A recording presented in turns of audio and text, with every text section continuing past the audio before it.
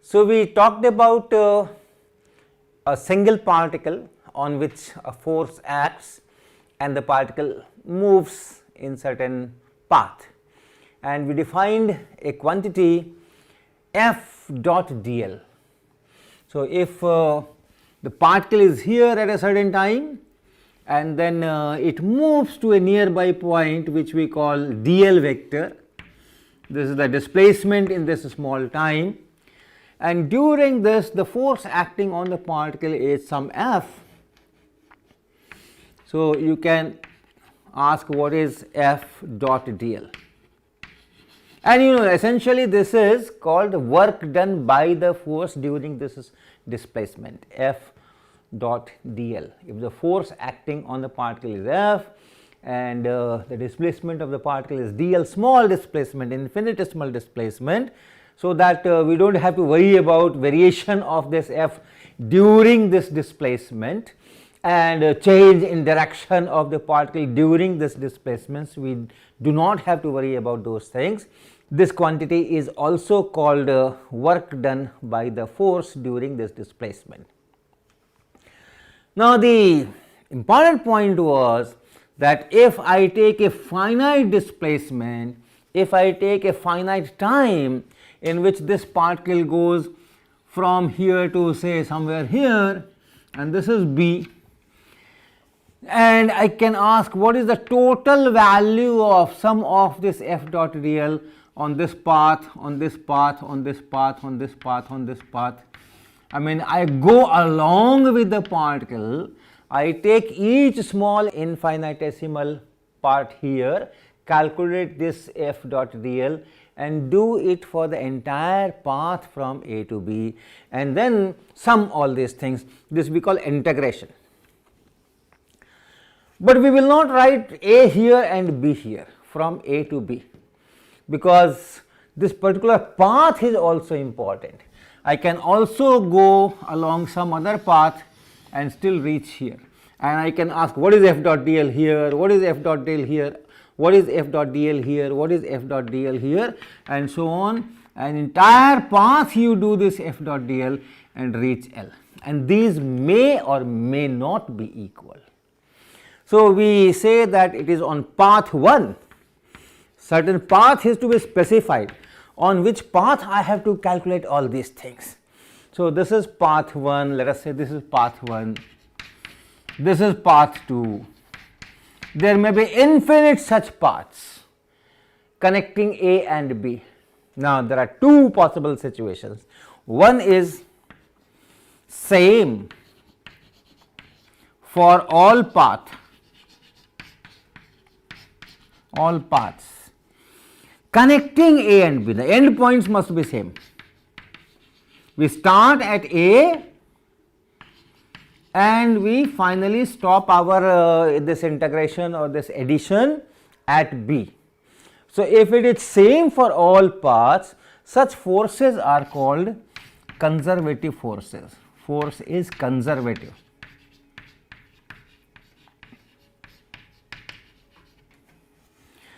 And remember, even if there is no particle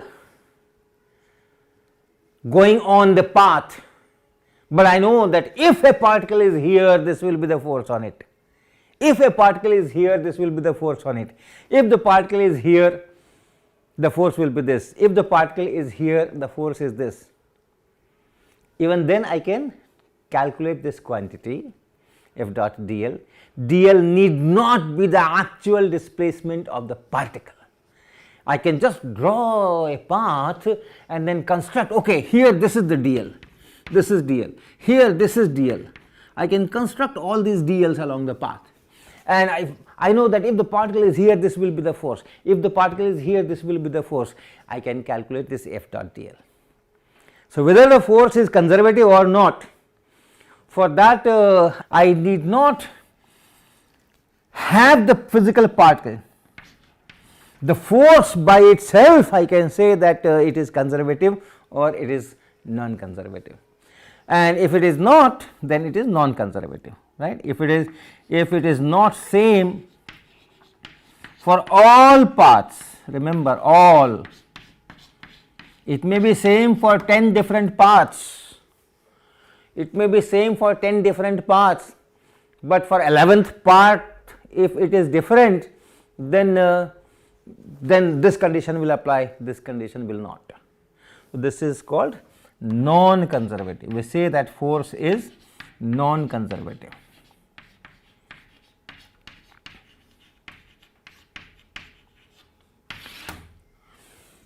Okay. Now, if the force is conservative, and then you take a closed loop, that means I start from a point A and go round somewhere on some path and reach once again A. That means A and B are the same. You start at A, do this f dot dl here, do this f dot dl here, do this f dot dl here and here and here and here and here and here and here. Stop adding here. It is a closed loop. What we can do? We can take some point B somewhere on this path, and then this f dot dl, this let us call it path 1 and this is path 2. So, this f dot dl on path 1, and now the path is, path 1 means you are going from A and stopping at B, and path 2 means you start at A and stop at B. So, connecting the same points A and B. So, this should be equal to f dot dl on path 2, conservative force. We assume that we are talking of a conservative force. In that case, these two paths are same. Now, if I invert the arrows of this path 2 everywhere, what will happen? Each f dot dl will become negative of itself, right? Because here what is the force? That is fixed, that you do not have any control on that. If the particle is here, this will be the force, but dl, it is up to you. You can take this as dl or you can take this as dl. So, if you invert all these arrows here and make it like this,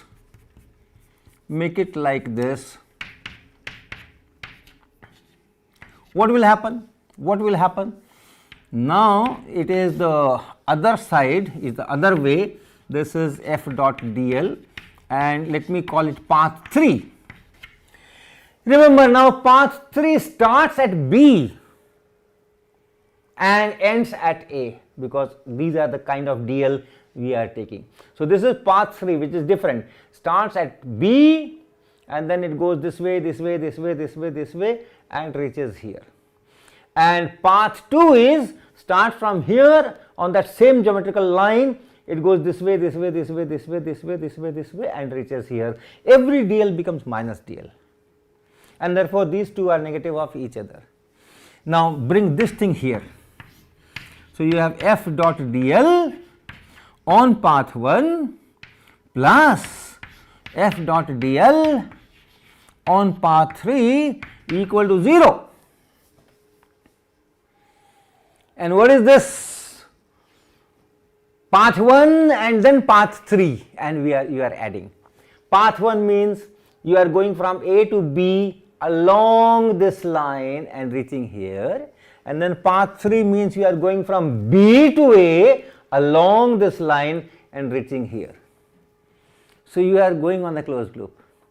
You start at A and you again reach at A after going through this closed loop. So, this whole thing is f dot dl on a closed loop, and for that we put a circle here to tell that it is a closed loop, and this is 0, valid for all closed loops.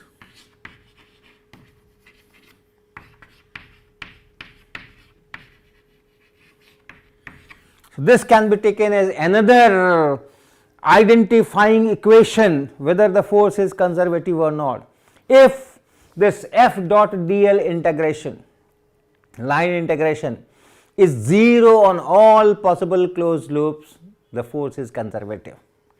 And if there is some closed loop on which it is not 0, then it is non-conservative.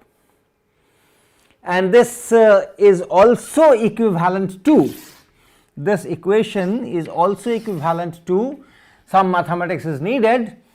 What do we say? Point by point curl of the force is equal to 0. The symbol is read as curl of F. What is that? What is that curl of? Essentially, if I am using Cartesian coordinates,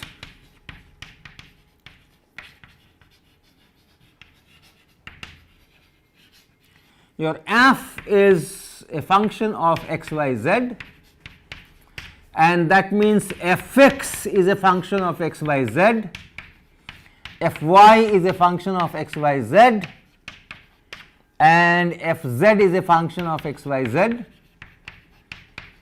And now you construct this quantity. It is determinant. I am writing I cap here, j cap here, k cap here, then del x here, del y here, and del z here, and fx here, and fy here, and fz here. You know determinant, how to open up a determinant. So, you write this element here I cap, and then in algebra this multiplied by this minus this multiplied by this. Here it will be del y of fz minus del z of fy. So, you will write del fz del y and minus del z of fy. And then similarly you do for j cap part and you do for k cap part. Just as in algebra, you open up this determinant and write the expression. What is this? Fz. Fz is a function of x, y, z. Now differentiate with respect to y and treat any x and z coming in this expression as constant during this differentiation. This is called partial differentiation, partial derivative. Similarly, here fy is a function of x, y, z and differentiate with respect to z.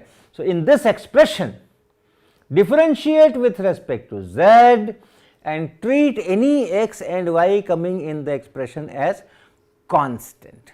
Similarly, you will have two partial derivatives here and two partial derivatives here. This quantity is called a vector quantity. Remember, so you have I cap here, j cap here, k cap here. So, this is a vector quantity and that vector quantity is called curl of f. So, if all these are 0, this is 0, this is 0, this is 0, then your force will be conservative. If curl of f is 0, the force is conservative. In this definition, how many closed paths you will check?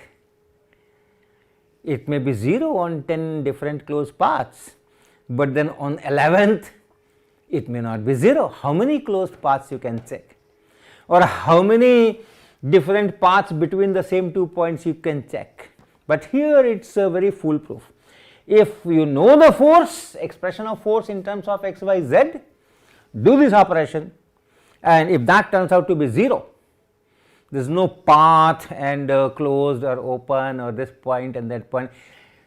If for every x, y, z this is 0 and the expression itself will tell whether it is 0 or not, the force is conservative or non-conservative, you can decide from here. So, this is another way of telling that a force is conservative. For a conservative force, curl of f is 0 at all points. For a conservative force, this integral f dot dl on a closed path is 0 for all paths, all closed paths, or between the same 2 points this integration is same for all paths. So, these are the ways in which you can identify whether the force is conservative or not. Why do we say that the force is conservative? If something of this kind happens, why is the name what is conserved, why it is called conservative? So, that is on the next board. Now, if the force is conservative, I take the first definition, you have 2 points A and B, and you say that this integration f dot dl on this path is independent of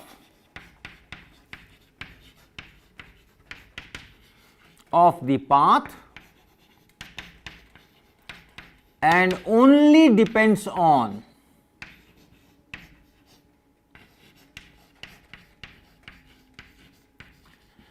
the endpoints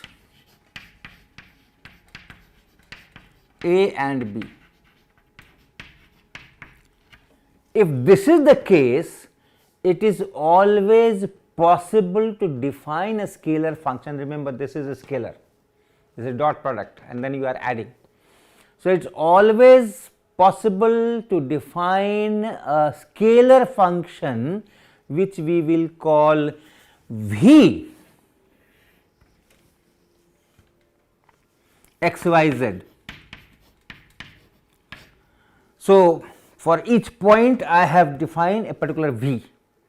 At different points you can have different values of this V.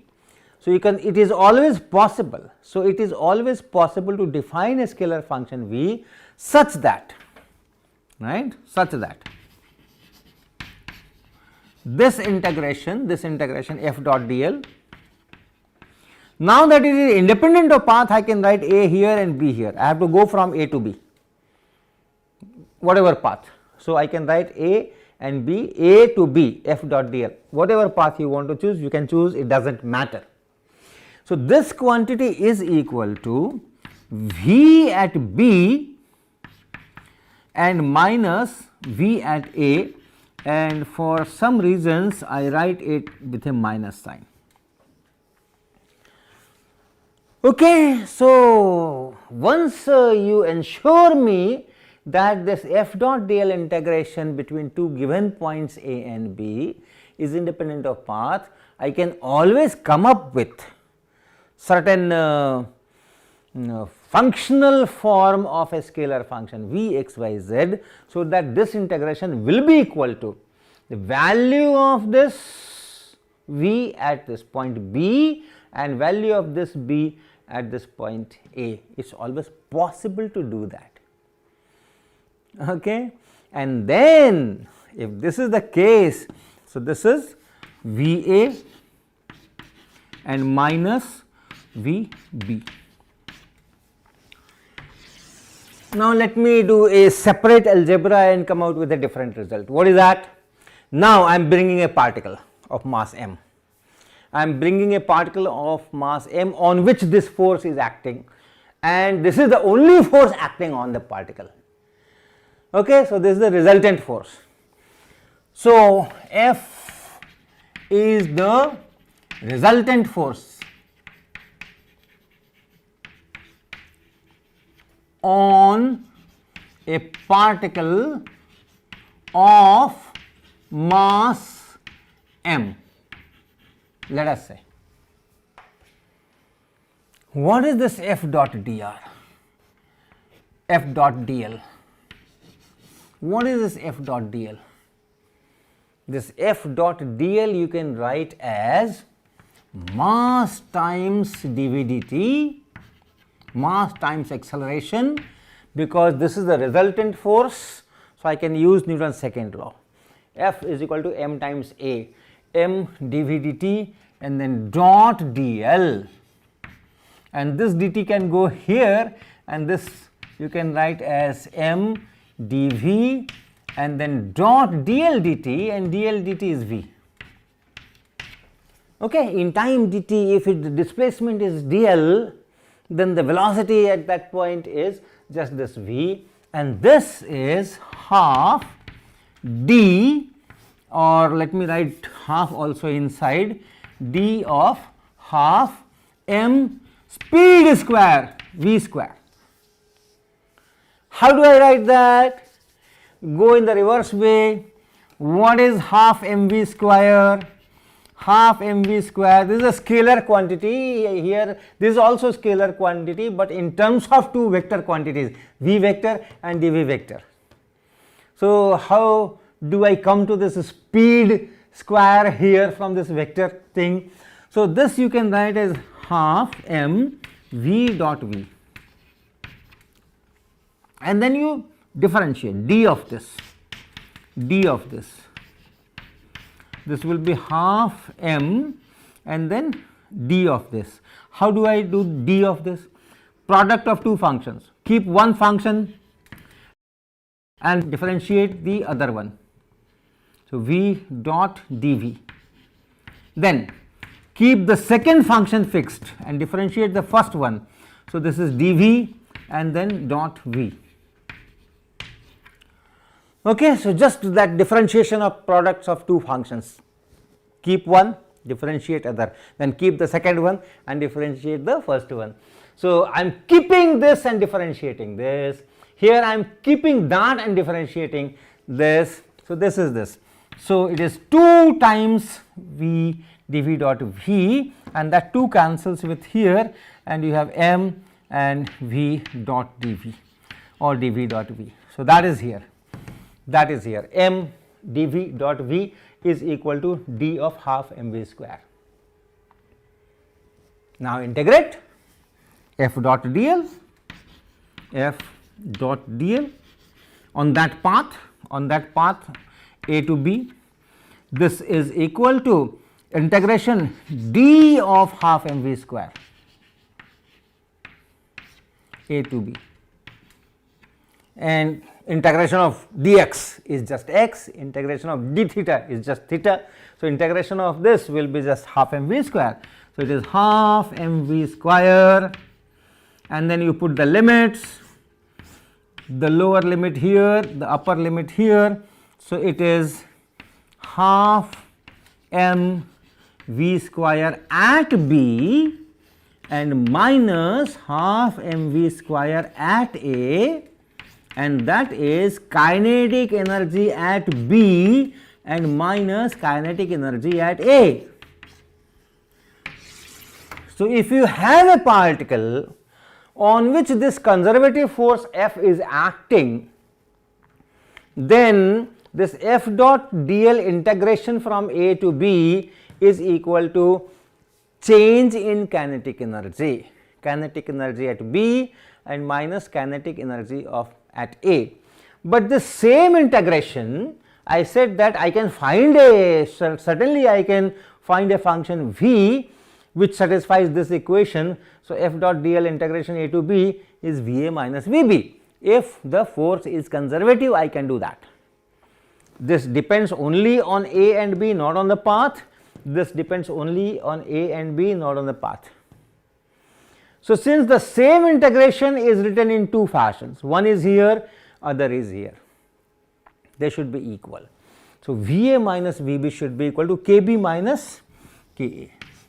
V A minus V B should be equal to K B and minus K A, and that means V A plus K A is equal to V B and plus K B. Now, this we name as potential energy of the particle when it is at A, and this is potential energy of the particle when it is B. This V function at x, y, z is named as potential energy of the particle when it is at that x comma y comma z. And this potential energy plus kinetic energy is called mechanical energy. And if I denote it by some other symbol u, which is once again function of x, y, z, which may be a function of x, y, z, then you have this u at A is equal to u at B. So, you go from here to here, your kinetic energy is changing. But if you term this as a potential energy and add to that, the total mechanical energy does not depend on x, y, z, it is same at this point and at that point. So, this is known as conservation of energy. In mechanics, this is known as conservation, principle of conservation of energy.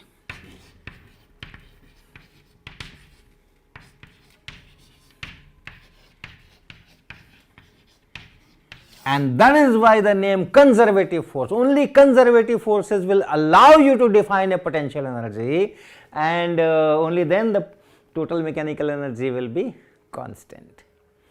Now, let me take some examples and then some more questions and discussions on that. Let us take an example of spring force. You have all studied simple harmonic motion, and if you have a particle connected to a spring and one end of the spring is fixed and the equilibrium position where the spring is relaxed, we take that x equal to 0 and then we pull it, release, and it oscillates, and we say that the force is minus k times x, which you also write as minus m omega square times x, and omega is written for square root of k by m. I am not going into great details because you have all studied this motion, very important and very interesting also, but let us go to the energy. Do I have something like Vx? The entire motion is on x axis.